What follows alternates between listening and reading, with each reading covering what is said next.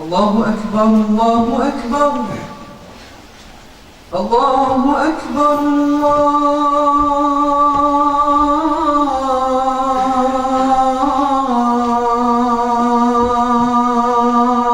الله أكبر. أشهد أن لا إله إلا الله.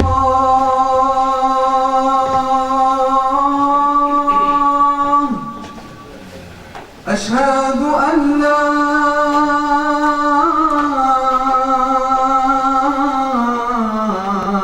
إله إلا الله.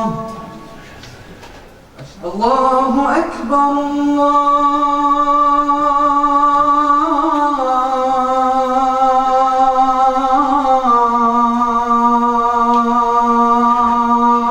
الله أكبر. لا إله إلا الله.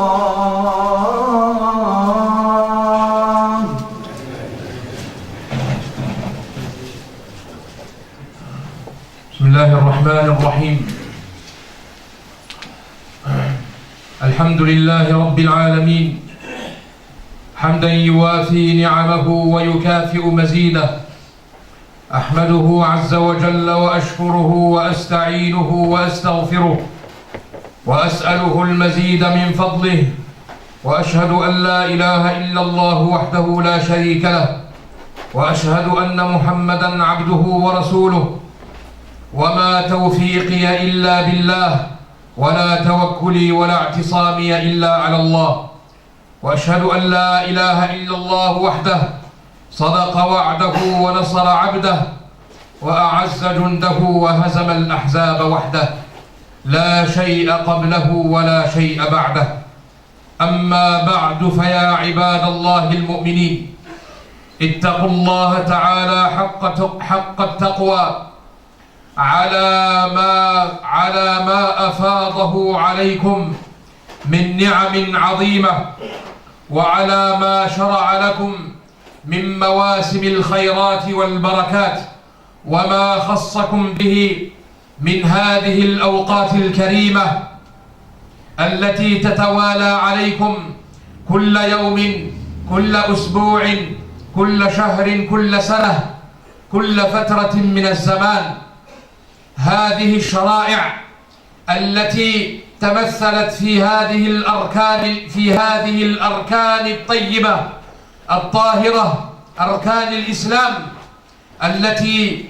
التي يذهب كثير من المسلمين، يذهب كثير من الناس ليفهموا في دين الله عز وجل في أمور بعيدة عنهم، وهم لم يفقهوا ولم يتعلموا ولم يتدبروا هذه الأركان الخمس.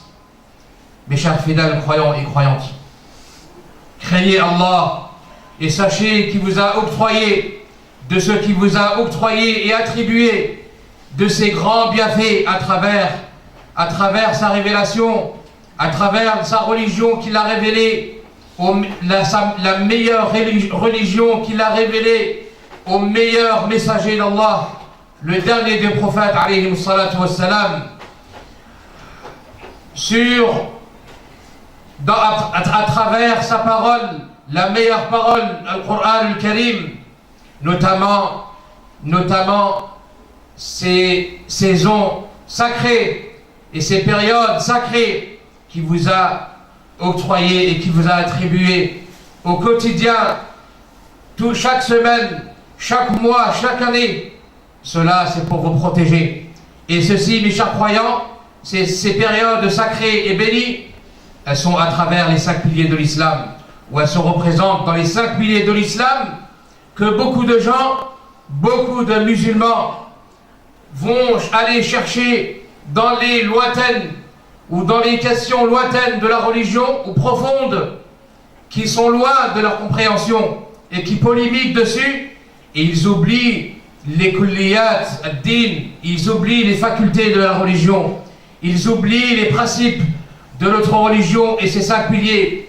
Ils ne savent pas, ils croient que le fait de juste de connaître, ou le fait de connaître uniquement et les pratiquer, ces 5 piliers de l'islam, cela va nous sauver de l'enfer et va nous faire entrer au paradis, ou bien cela va faire de nous des musulmans modèles et exemplaires.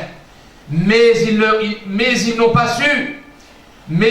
su qu'à travers ces 5 piliers de l'islam, il y a, en dehors de cette pratique superficielle, il y a une méditation profonde, il y a une connaissance des raisons divines de ces 5 piliers.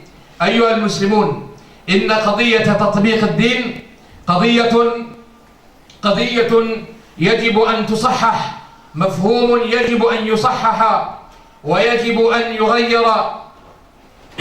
يجب علينا أيها المسلمون أن نصحح من مفاهيمنا الخاطئة لدين الله عز وجل ولتطبيقنا لهذه الأركان الخمس.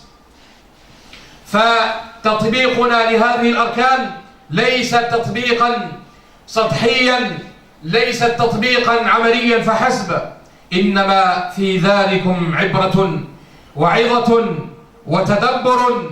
فالله تبارك وتعالى لم يشرع شريعة، إنما شرع الشرائع إما لدفع مضرة أو لجلب مصلحة. هذا أول شيء يجب أن نتدبره.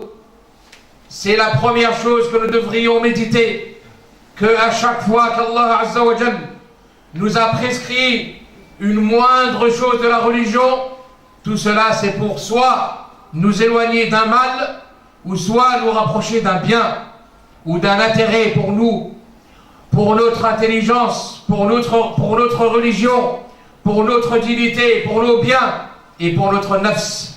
إما لدفع مضرة أو لجلب مصلحة. فشهادة أن لا إله إلا الله وأن محمد رسول الله جاءت لتبعدنا عن الشرك بالله الذي هو أعظم خطيئة فوق الأرض، والذي هو أكبر مدمر للمجتمع الإنساني، وجاء ليقربنا من الله عز وجل وليحشرنا يوم القيامة بإذنه مع الموحدين، مع من وحدوا الله عز وجل ولم يشركوا به. والصلاة جاءت لتنهانا عن الفحشاء والمنكر ولتقوي صلتنا مع الله ولتقوي أواصر أخوة الإسلام. فما بال أقوام أيها المسلمون يصلون ولكنهم متفرقون متشتتون ولم يعلموا أن الصلاة تجمع. علاش سميها صلاة جماعة؟ لماذا سميت بصلاة الجماعة إلا لأنها تجمع القلوب دون القلوب، تجمع الأبدان دون القلوب. إن الصلاة لم تجمع فقط أبداننا، إنما جاءت لتجمع قلوبنا ولتجمع أرواحنا على كلمة واحدة، على كلمة التوحيد وعلى توحيد الكلمة. Mes chers croyants, il est très important de savoir, et cela, ça ne se fait qu'en changeant notre manière de pratiquer la religion. Il est temps de changer notre manière et de corriger nos manières et nos coutumes,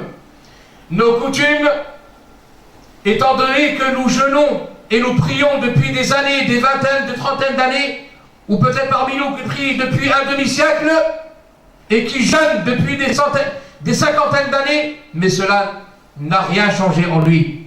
نحن كثير منا صلى السنوات 30 سنة وصام 40 سنة أو أكثر وأقل، ولكن هذا الصوم والصلاة لم يغير من حياتنا شيئا. فما العطل وما هو المشكل؟ ما هو الإشكال هنا؟ Où est cette panne? Où se trouve la panne et le problème? Le fait que nos jeûnes et nos prières et nos zakats et nos hajj n'a rien changé de notre comportement et de notre vie individuelle et nos vies collectives. أيها المسلمون، والصوم جاء ليبني وليطهر أبداننا وليوحد صفوفنا. إني أتكلم اليوم عن جمع الكلمة، عن توحيد صفوف المسلمين، وعن أركان الإسلام الخمس التي جاءت لتوحد صفوفنا. الصلاة توحد من صفوفنا، الصوم يجمع قلوبنا، الحج يجمع أفئدة المسلمين كما جاء ذلك على لسان إبراهيم عليه الصلاة والسلام عندما دعا ربه وقال فاجعل أفئدة من الناس تأوي إليهم تأوي أفئدة المسلمين إلى بيت الله الحرام. Le zakat est venu, a été prescrit pour nous éloigner de l'amour de cette dunya et pour nous rapprocher de l'amour d'Allah Azza wa Jal et attendrir notre cœur envers les pauvres et les nécessiteux. Et ainsi, nous trouvons dans chaque pilier de l'islam et chaque croyant l'union des musulmans. L'union, où est cette union, mes chers croyants? À chaque fois quelqu'un veut unir la parole des musulmans, il y a quelqu'un qui essaye de contredire ou bien qui essaye de briser ce projet-là. L'union entre les musulmans se représente dans chaque pilier de l'islam. Méditez, mes chers croyants.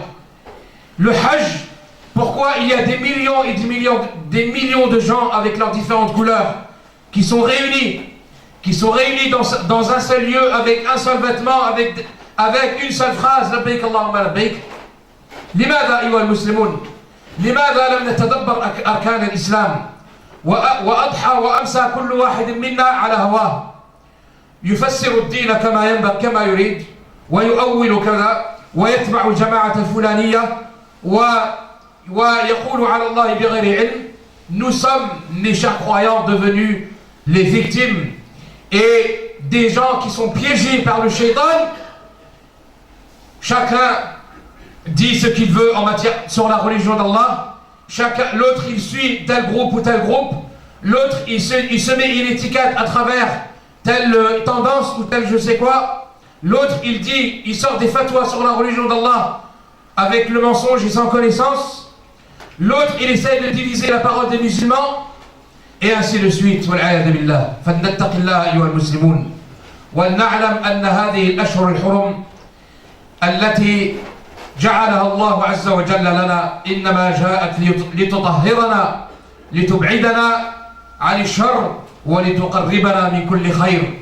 فقال عز وجل إن عدة الشهور عند الله 12 شهرا في كتاب الله يوم خلق السماوات والأرض ها نحن أيها المسلمون قد دخلنا أشهر الحج وقد أهل علينا ذو القعدة الذي هو أول شهر من أشهر الحج التي هي ذو القعدة وذو الحجة أو ذو القعدة وذو الحجة ومحرم وعشر من ذي الحجة عفوا ذو القعدة وعشر من ذي الحجة هذه الأشهر الحرم. أما أشهر الحج فقد ابتدأت من شهر شوال وذو القعدة وعشر من ذي الحجة. وقال بعض أهل العلم ذو الحجة كله. Alors mes chers croyants, sachez que nous sommes entrés dans les mois sacrés. Nous sommes entrés depuis le mois de Shawwal dans les mois de Hajj. Les mois de Hajj commencent à partir de la fin du Ramadan, le premier jour de Shawwal. Ensuite Dhul Qa'da et 10 jours jusqu'au jour du Eid de Dhul Hijjah. Ou bien selon d'autres savants, Dhul Hijjah entier. Et Allah subhanahu wa ta'ala a dit فَلَا تَظْلِمُوا فِيهِنَّ أَنفُسَكُمْ. Ne commettez pas dans ces mois de l'injustice envers vous-même. يعني لا نرتكب الذنوب لأن القضية قضية تعظيم شعائر الله. C'est une question d'exalter les injonctions d'Allah تبارك وتعالى. هذه الأشهر هي المواقيت الزمنية التي وضعها الله عز وجل والتي سنها الرسول صلى الله عليه وسلم للحاج وللحاج الذي يريد أن يؤم البيت العتيق. نسأل الله عز وجل أن يحفظنا وإياكم بهذه الأشهر المباركة وأن يرزقنا وإياكم طاعته. بارك الله لي ولكم بالقرآن العظيم ونفعني وإياكم بهدي سيد المرسلين محمد عليه أفضل الصلاة وأزكى التسليم. أقول قولي هذا وأستغفر الله لي ولكم فاستغفروه إنه هو الغفور الرحيم. الحمد لله حمدا كثيرا طيبا مباركا فيه وصل اللهم وسلم وبارك على نبينا محمد سيد الخلائق والبشر صلوات ربي وسلامه عليه ما اتصلت عين بنظر أو سمعت أذن بخبر.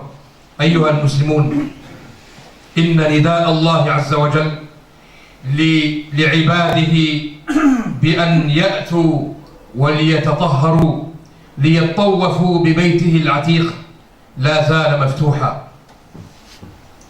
Mes chers croyants, l'appel d'Allah tabaraka wa ta'ala à ses serviteurs afin de venir se purifier, afin de venir tourner autour de sa vieille maison, tourner autour de son ancienne maison est toujours ouvert.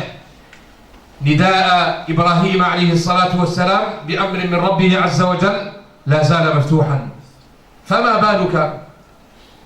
بالك أيها المسلم لا تستجيب لنداء أبيك إبراهيم، لنداء ربك عز وجل. ومن يعلم، هل تعلم قدر نعمة الله عز وجل وقوته ومنه وكرمه؟ إني أظن أن معرفتنا بإكرام ربنا عز وجل وبتوفيقه ومنه قد شابه شيء من الغبار يجب أن ينفض عنها الغبار. إكرام الله عز وجل وتوفيقه ومنه وكرمه لك يقتضي أن يجعل لك بين عشية وضحاها، يجعل لك تسهيلا وتيسيرا بأن تحج هذا العام. Mes chers croyants, je veux juste dans ces quelques minutes avant de descendre qu'on médite un peu de la puissance d'Allah tabaraka wa ta'ala. وهذا يرجع إلى شيء من ضعفنا وبعدنا عن معاني صفات ربنا عز وجل الكريم المنان القادر في هذا الشأن. Et cela revient, mes chers croyants, à la faible connaissance de notre part, ou peut-être à l'éloignement de notre part des attributs d'Allah tabaraka wa ta'ala et de leur sens. Qui sait, mes chers croyants? Savez-vous qu'Allah Azza wa Jal est tellement miséricordieux et tellement puissant, subhanahu wa ta'ala, et peut attribuer entre un jour et une nuit, dans 24 heures, dans une journée, dans une soirée, il peut attribuer et octroyer une facilité entière afin de visiter sa maison cette année. لماذا؟ لأننا أصبحنا إني أسمع دائما إخواني المؤمنين يستبعدون هذا الأمر وكأن الحج شيء بعيد، كأنه في الآخرة، بعد الآخرة أو بعد المشرقين. ولكن ما يدريك يا عبد الله، ما يدريك ما بين غمضة عين وانتباهتها، فما إن تغمض عينيك وتفتحهما وإذا بنفسك وإذا بنفسك تجد نفسك وأنت محرم وملبي، تلبي مع الملبين وقد لا تشعر أصلا كيف وفقك الله عز وجل. Peut-être entre un clin d'œil ou entre une soirée ou bien entre un ex de temps, tu te retrouves avec les vêtements du ihram en prononçant le talbiya et peut-être tu as même oublié comment Allah subhanahu wa ta'ala t'a facilité le hajj. لماذا هذه قلة الثقة مع ربنا عز وجل؟ بل أقول أيها المسلمون قد يؤدي هذا بنا إلى سوء الظن بربنا عز وجل، وسوء الظن بالله من أعظم الذنوب. Et ça peut nous amener, mes chers croyants, à notre mauvais soupçon envers notre Seigneur, que tu éloignes, que tu fais en sorte que Allah Azza wa Jalla ne peut pas me faciliter. C'est pas possible que je fasse le Hajj cette année. حدثوا أنفسكم ونوا نيات صادقة واتركوا عنكم القيل والقال واتركوا عنكم الغالي والرخيص والكذا. غير البارح كنا في العطلة الصيفية وأحدنا قد أنفق الآلاف والآلاف من الأوروات أو من الدراهم أو من الأموال، أنفق الآلاف. إننا لا نتدخل في شؤون الناس، ولكن عندما تأتي قضية حج وعبادة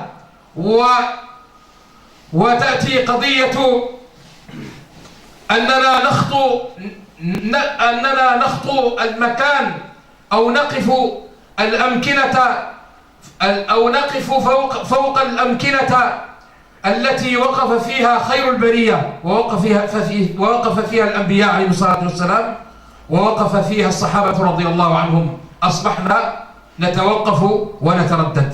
ولذلك أيها المسلمون نتقي الله عز وجل وحدثوا أنفسكم بالحج واعلموا أنك لا تدري إذا جن عليك ليل هل تعيش إلى الفجر. Tu ne sais pas dans une soirée si tu vas te retrouver le matin. ما هو العذر الذي ستقدمه بين يدي ربك عز وجل. ما كانش عندي الوقت، لم يكن لدي الوقت، أو كانت علي ديون، أو كنت سأحج. يا ربي والله العام كنت ناوي نحج. لا، يا أيها الذين آمنوا لا تلهكم أموالكم وأولادكم عن ذكر الله ومن يفعل ذلك فأولئك هم الخاسرون. وأنفقوا مما رزقناكم من قبل أن يأتي أحدكم الموت فيقول رب لولا أخرتني إلى أجل قريب فأصدق وأكن من الصالحين. ربي لولا أخرتني إلى أجل قريب فأصدق وأكن من الصالحين ولن يؤخر الله نفسا إذا جاء أجلها والله خبير بما تعلمون.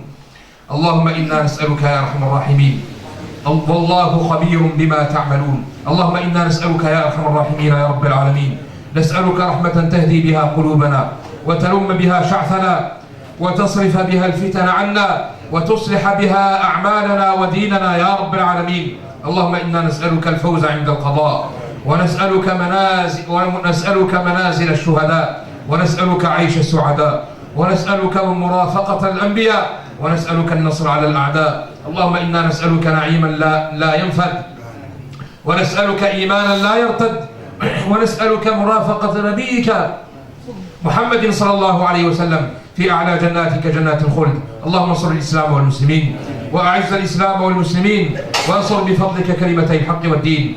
اللهم انصر دينك وكتابك وسنة نبيك صلى الله عليه وسلم وعبادك الصالحين. اللهم اشف مرضانا ومرضى المسلمين وارحم موتانا وموتى المسلمين وارحمنا اللهم إذا صرنا إلى ما صاروا إليه. ربنا آتنا في الدنيا حسنة وفي الآخرة حسنة وقنا عذاب النار. وصلى اللهم وسلم وبارك على نبينا محمد وعلى آله وصحبه أجمعين وآخر دعوانا أن الحمد لله رب العالمين وقوموا إلى صلاتكم يرحمكم الله.